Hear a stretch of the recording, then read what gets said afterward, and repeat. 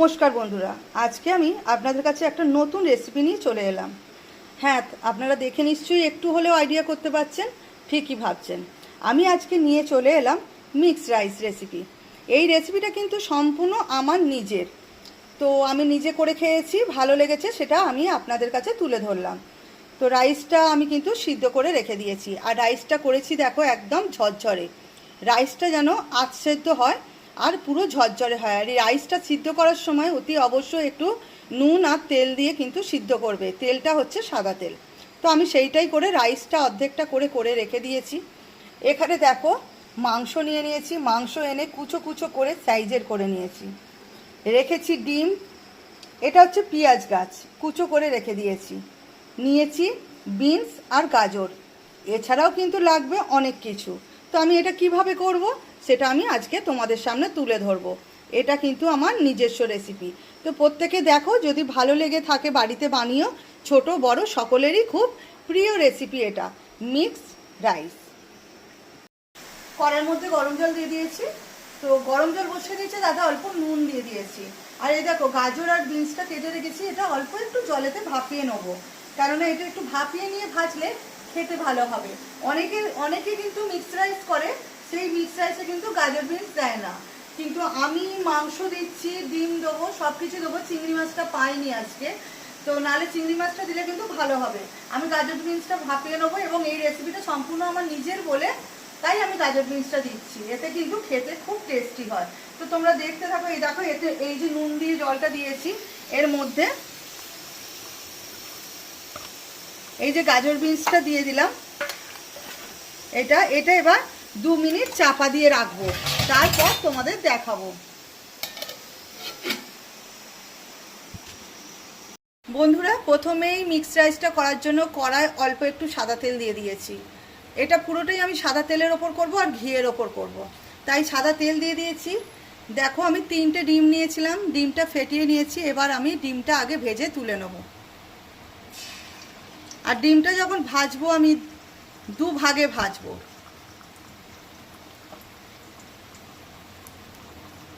ডিমটা কিন্তু এইভাবে টুকরো টুকরো করে ভেজে নিতে হবে। দেখো, ডিমটা আমি কিন্তু কড়ার মধ্যেই তেল দিয়ে কুচো কুচো করে দিচ্ছি।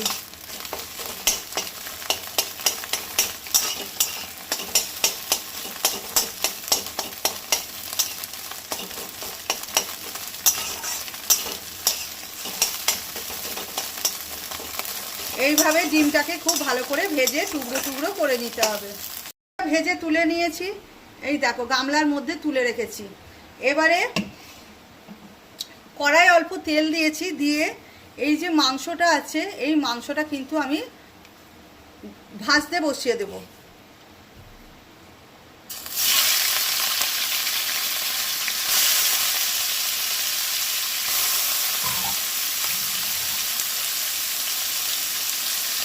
এই মাংসটা ভাজার সময় অল্প একটু নুনের ছিটে দিয়ে দেবো।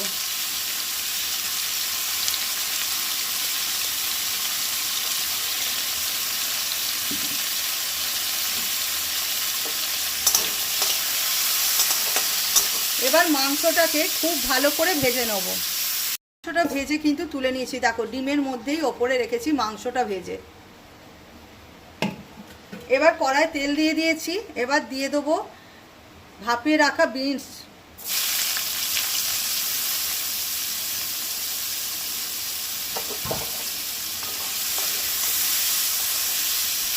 এবার এই গাজর আর বিনসটাকে একটু ভালো করে ভেজে নিতে হবে।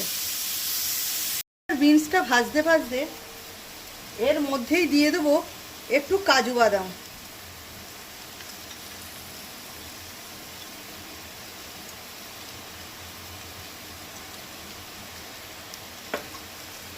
আর দিয়ে দেবো কিশমিশ।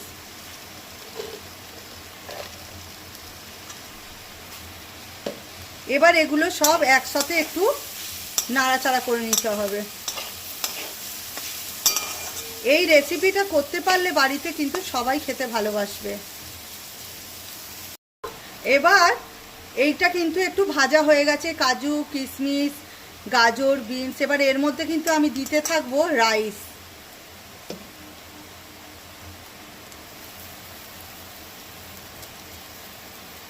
ঠিক এইভাবে রাইস দেবো।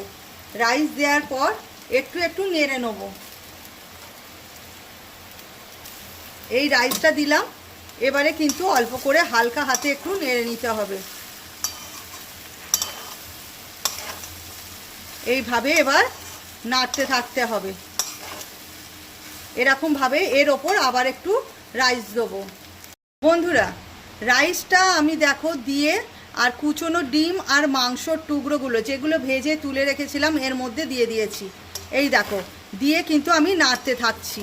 এই দেখো, কুচনো মাংসর টুকরোগুলো দিয়ে দিয়েছি, এই যে, আর দিয়ে দিয়েছি ডিমের কুচোগুলো। এবার এর মধ্যে কি দেব তোমরা দেখো। এর মধ্যে দিয়ে দিচ্ছি চিনি, আর দিয়ে দিলাম ঘি।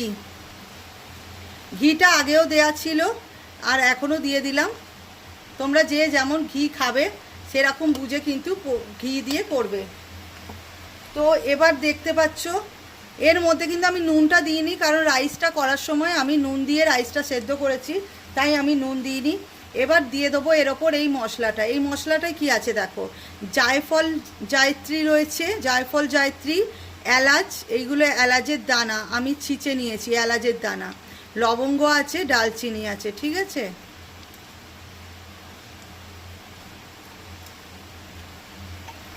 এবারে খুব ভালো করে এটা মিক্সড করতে হবে, খুব ভালো করে মিক্সড করতে হবে। এই দেখো, তোমরা যদি রাইসটা নুন দিয়ে না সেদ্ধ করো তাহলে রাইসটা করার সময় তোমাদের নুন দিতে হবে। আমি যেহেতু নুন দিয়ে সেদ্ধ করেছি, নুন দিলে রাইসটা সিদ্ধ করার সময় রাইসের চালগুলো শক্ত থাকে।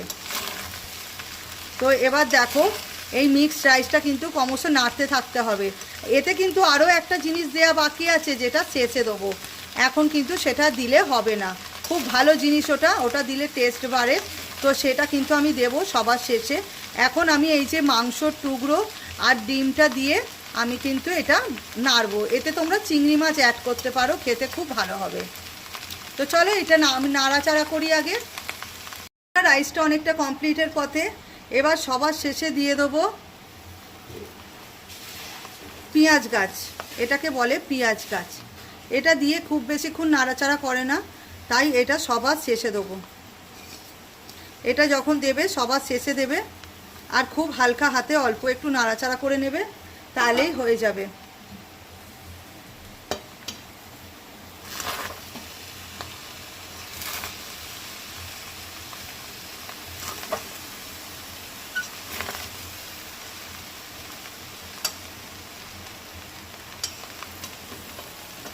এইভাবে হালকা হাতে নাড়াচাড়া করতে হবে পেঁয়াজ গাছটা দিয়ে।